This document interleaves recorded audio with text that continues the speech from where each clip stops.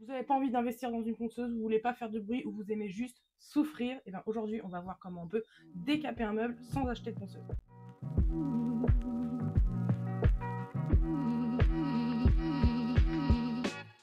Bonne nouvelle, on peut poncer sans investir dans une ponceuse. Mais mauvaise nouvelle, il va vous falloir quand même un minimum de matériel vital pour venir à bout de votre petit élément. Alors ça peut être une chaise, une sellette, une petite table de salon. Aujourd'hui, on va s'occuper ensemble d'une chaise et je vais vous montrer qu'avec quelques petits outils, on peut quand même s'en sortir sans dépenser énormément d'argent. Moi, ce que je vais vous montrer ici, c'est vraiment mes classiques, mes basiques. Vous trouverez très certainement des outils miracles chez mes collègues ou voire même d'autres alternatives. Ce que je voudrais vous montrer ici, c'est vraiment mes basiques à moi qui me servent pour décaper un meuble, parfois sans poncer. Alors vous allez me dire aujourd'hui, oui, je décape beaucoup à l'aérogommeuse. Si vous me suivez un petit peu sur Instagram, vous savez que je travaille beaucoup avec l'aérogommeuse. Mais avant d'acheter une aérogommeuse, je n'avais pas forcément ni les moyens, ni l'espace pour investir dans tout ce qui était ce matériel-là. Donc j'ai aussi commencé par décaper des meubles avec des tout petits outils qui m'ont pas coûté très cher. Certes, aujourd'hui, j'ai investi dans des machines parce que j'ai un débit qui fait que je peux pas non plus pendant des années tenir une entreprise juste avec mon petit grattoir et mes petits papiers abrasifs à main. Donc voilà, sujet mis de côté. Là, on parle vraiment pour vous. Vous n'êtes pas professionnel et que vous n'avez pas un gros débit de meubles par mois à faire. Vous en avez juste un ou deux. Et je vais vous montrer comment avec tous ces petits outils et toutes ces petites techniques, on peut quand même réussir à venir à bout d'un meuble sans acheter de ponceuse.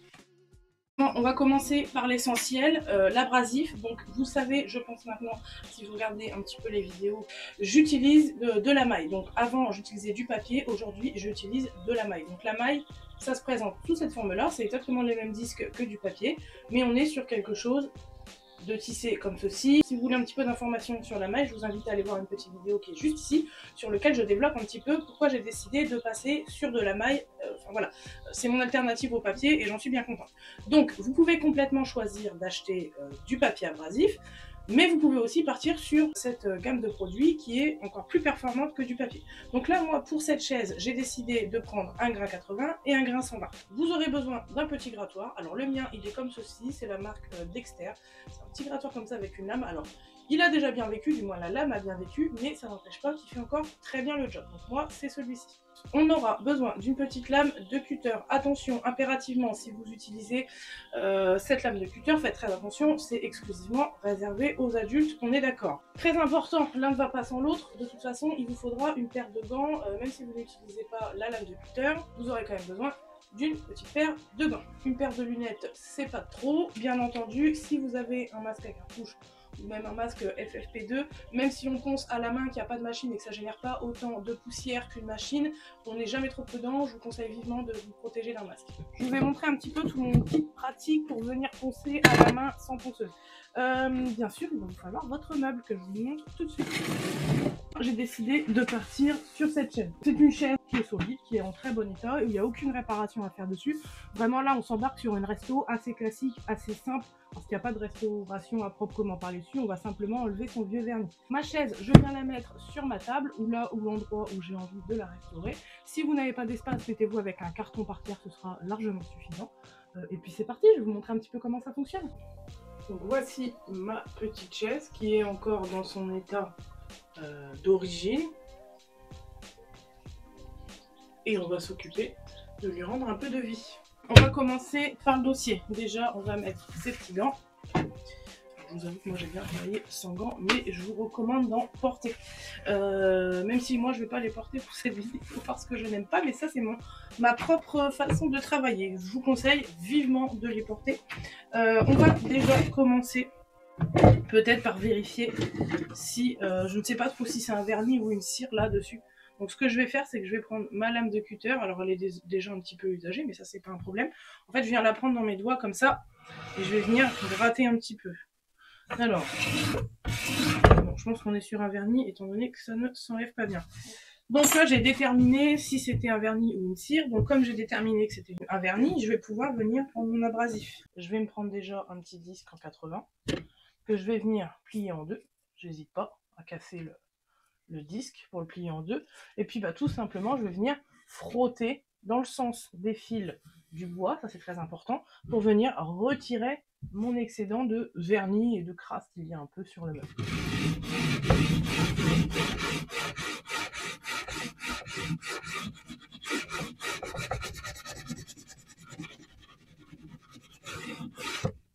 Donc là, on peut déjà voir qu'entre là et là, j'ai retiré pas mal de matière qui était déposée dessus. Là, on peut voir qu'il y a une rainure. Donc ce que je fais, c'est que je garde mon disque plié comme ça. Comme ça vient épouser la forme de ma rainure. Je viens glisser mon disque à l'intérieur et je pose.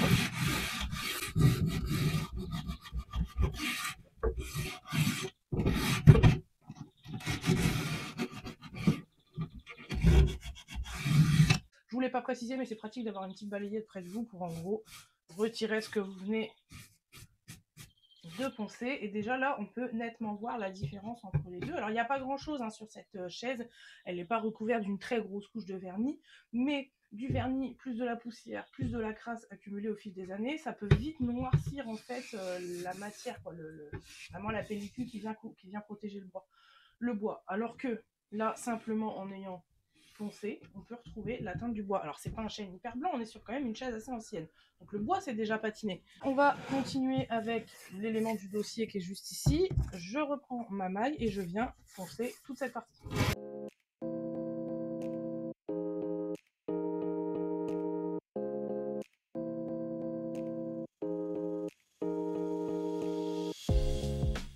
Donc là, on a fait cet élément-là, cet élément-là. Je vais vous montrer qu'on peut descendre dans les grains pour ces deux éléments-là, et ensuite on attaquera la partie que vous attendez tous, je pense que c'est celle-ci.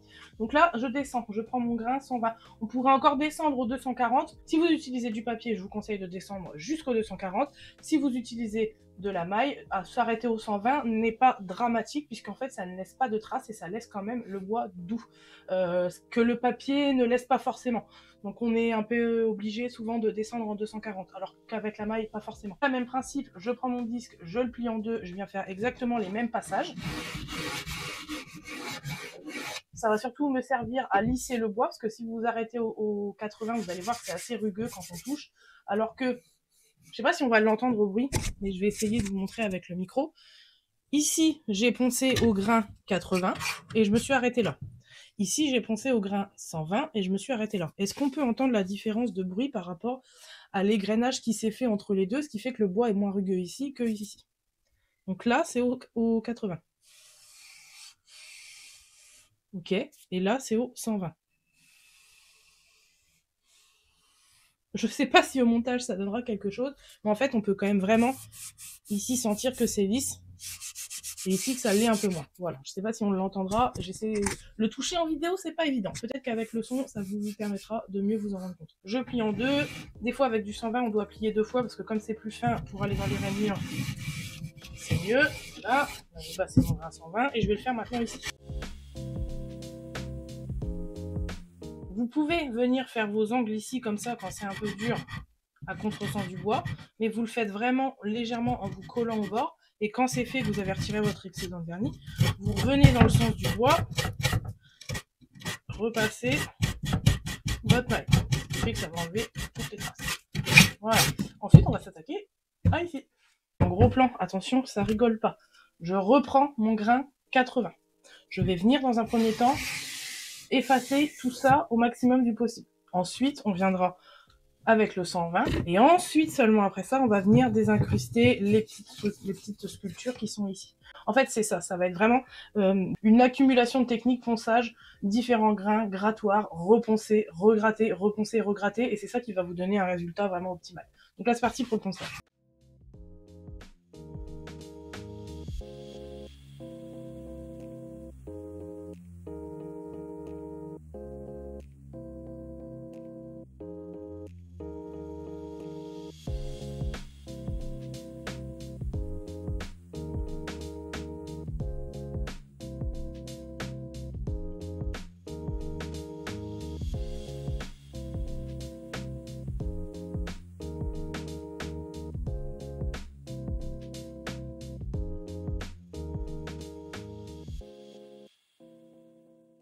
Là, je vais venir avec ma lame de cutter, gratter un petit peu dans ma sculpture, tout simplement.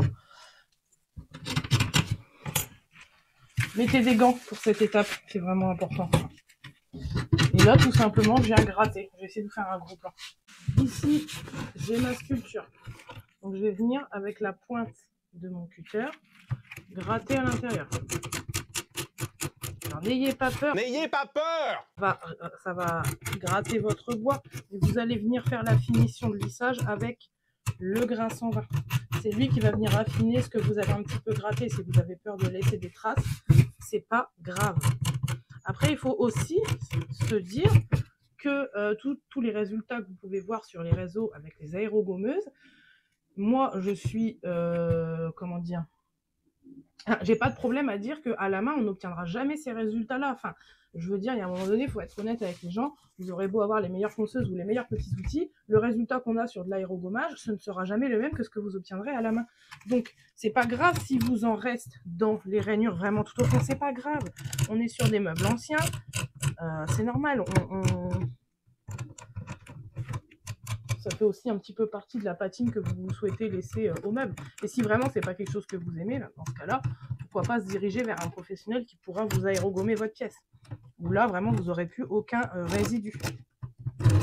Donc là, moi, je pense avoir largement retiré. En fait, on n'est pas là vraiment pour creuser, hein. On est là juste pour décoller un petit peu la crasse qui aurait pu s'accumuler dans les petites rainures au fil des années. Parce qu'en fait, vous voyez, c'est dans toutes ces parties-là que la crasse, elle vient se poser. Puis après, elle y reste pendant des années. Voilà, là j'ai fait ça, je prends mon grain 120 que je viens plier et je vais venir reponcer par terre. Vous voyez là, j'ai oublié un petit peu de vernis ici. Voilà. Et là, j'hésite pas à appuyer pour que mon abrasif prenne la forme du bois qui est sculpté.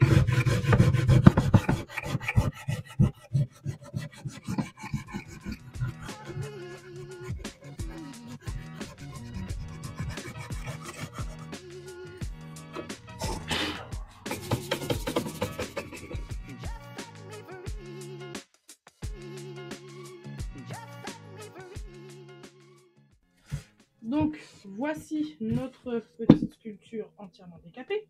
Et maintenant, on va s'occuper du reste de la chaise.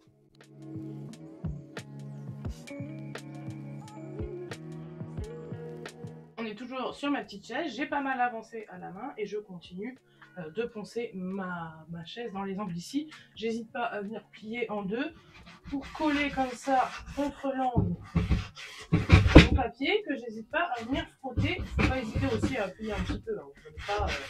Vous n'allez pas lui faire mal.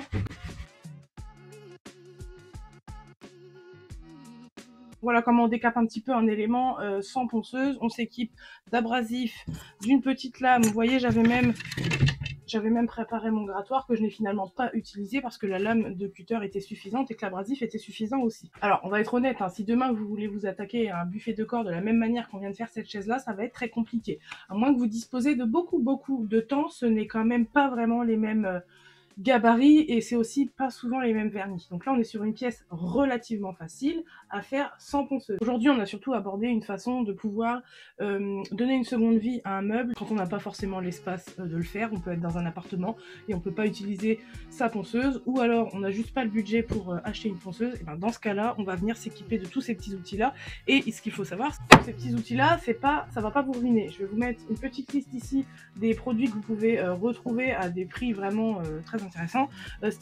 Par exemple, je crois, je ne veux pas dire de bêtises, qu'un paquet de 5 mailles, 5 disques de mailles, ça doit être une dizaine d'euros. Mais je vais quand même vous mettre un petit prix ici, le réel prix que ça coûte. Ce qu'il faut savoir, c'est que j'ai même pas utilisé une seule. J'ai pris un abrasif 120 et un abrasif 80. Je vais vous les montrer. Alors, le disque de 120 est là, le disque de 80, il est un peu plus loin. Faut savoir que mon disque de 120, il peut encore beaucoup servir, et que mon disque de 80, il est quasiment neuf. Ça veut dire que mes 10 € d'abrasif que j'ai acheté, ils vont aller très loin, parce que j'ai même pas eu besoin d'un disque de chaque pour faire la chaise. Un grattoir comme ça, je crois que c'est moins de 10 € avec les deux lames qui sont vendues avec. Pareil, je vais vous mettre là le prix et l'image et où est-ce que vous pouvez le retrouver. Alors bien sûr, il existera des tonnes de références par produit, mais moi je vous montre ceux que j'utilise. Une paire de lunettes, je crois que ça doit coûter 2 €. Une paire de gants, on doit être à peu près sur 5 € la paire de gants. Et alors par contre, ce qui peut peut-être vous coûter le plus cher, ça va être le masque, sauf si vous prenez un FFP2, où là vous en avez 5 pour même pas 3 €. Bref, voilà, tout ça pour vous dire que pour des budgets très réduits, on n'est pas obligé d'acheter une ponceuse et qu'on peut acheter du petit matériel et s'en sortir quand même avec un petit élément comme ça. Donc là, ici, j'ai entièrement décapé cette chaise-là à la main. Maintenant, je vais m'en aller la peindre parce qu'à vrai dire, c'est une commande que j'ai. C'est une cliente qui m'a déposé cette chaise, qui m'a demandé de la peindre en blanc. Donc c'est ce que je vais faire. Pour pouvoir la peindre en blanc, il a fallu la décaper. Je me suis mis à la place de quelqu'un qui n'a pas forcément de ponceuse et qui a envie de repeindre ses anciennes chaises en blanc et de vous montrer que c'est tout à fait possible de le faire. Je l'ai décapée sans ponceuse, j'ai tout fait à la main. Maintenant, elle est entièrement nue et à ce stade-là, on peut décider de poser n'importe quelle finition dessus. Aujourd'hui, je vais me concentrer sur une peinture parce que c'est une peinture qui m'a été demandée, mais vous pouvez complètement choisir de mettre un vernis incolore dessus, ce qui fait que le vernis en séchant vous rendra à quelques nuances près cette teinte de chaise. Vous avez enlevé le vieux vernis foncé pour pouvoir récupérer le bois brut qui est ici. De mon côté, la finition sera une peinture. De votre côté, elle peut être n'importe quelle finition à ce stade. Écoutez, je vous remercie d'avoir regardé ce petit tuto à l'ancienne, guide pratique, je ne sais pas comment vous voulez l'appeler, appelez-le comme vous voulez. J'en faisais au tout début de la chaîne d'ailleurs, la chaîne qui doit avoir à peu près 3 ans je crois aujourd'hui, la chaîne de la chaîne YouTube là sur laquelle vous êtes, à peu près 3 ans, et c'est vrai qu'au tout début de la chaîne, je savais pas trop quoi poster, j'étais pas du tout dans les formats vlog et je postais beaucoup de tutos. Donc si vous retournez au tout début de la chaîne YouTube, je vais peut-être vous mettre des vidéos ici, enfin voilà, je vais vous en mettre et j'ai la voix beaucoup cassée car je suis malade et je parle beaucoup pour faire cette vidéo là. Voilà, je postais beaucoup de tutos sur comment on ponce, comment on pose du papier, comment on décape avec un décapeur thermique, enfin bref, voilà, il y a une tonne de petits tutos en tout début de la chaîne et je me suis dit que cette année, j'avais envie de faire une version 2025 parce que je crois que la vidéo de comment on ponce un meuble, c'est avec une ponceuse, mais aujourd'hui, sur cette vidéo, si vous n'avez pas de ponceuse, vous pouvez vous rendre compte que c'est tout à fait possible de poncer sans ponceuse. Donc voilà ma version 2025 de comment poncer un meuble sans ponceuse. Écoutez, je vous remercie vraiment d'avoir regardé encore une fois cette vidéo. Sur ce, on se dit à dimanche prochain. Ciao!